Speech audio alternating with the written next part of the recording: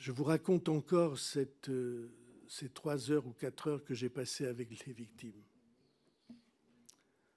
Une des choses les plus terribles que j'ai vécues avec eux, qui m'a en tout cas bouleversé avec eux. Ils disaient, ils ne nous choisissaient pas au hasard. En tout cas, c'est ce qu'ils croyaient eux. C'est parce qu'on était fragile qu'ils nous choisissaient. Tel parce que son père était parti, tel parce qu'il était chez sa grand-mère et que sa grand-mère ne l'aurait jamais cru, tel parce que j'étais petit ou pas costaud, tel parce que j'étais psychologiquement...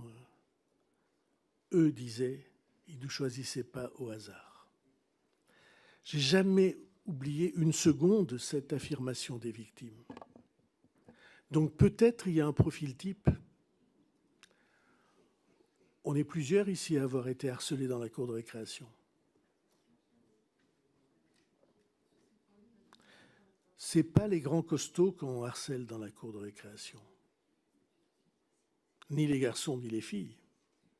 Ce n'est pas ceux qui ont du bagou et du charme qu'on harcèle dans la cour de récréation. Ce qu'on harcèle dans la cour de récréation, c'est ceux qui sont moins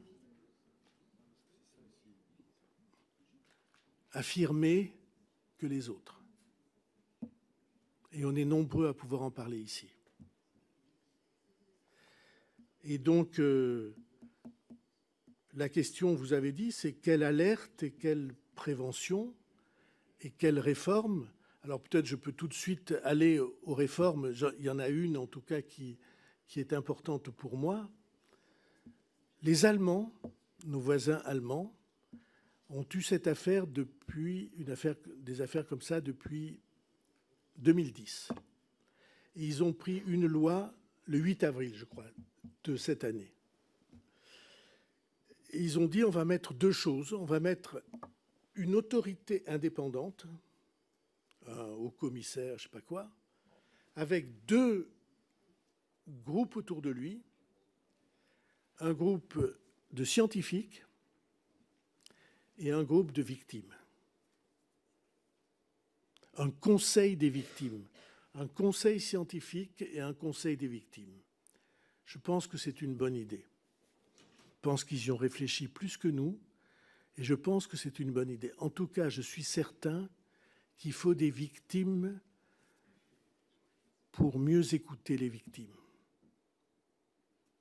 Et si je peux, c'est cela que je proposerai. Un conseil des victimes pour aider l'autorité qu'on inventera pour tout ça.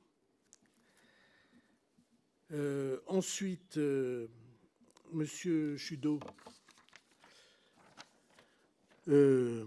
pourquoi est-ce que le couvercle se referme sur une circulaire? Vous voulez que je vous dise vraiment ce que je pense? Parce que la circulaire est un mauvais instrument. La circulaire, c'est bien, c'est publié au journal officiel, au bulletin officiel de l'éducation nationale, le BOEN. Le ministre peut dire à la télé, j'ai fait une circulaire, y compris 30 ans après. Et ça change quoi dans la réalité? Et donc je pense qu'il faut changer, alors c'est une réflexion générale, il faut changer de méthode.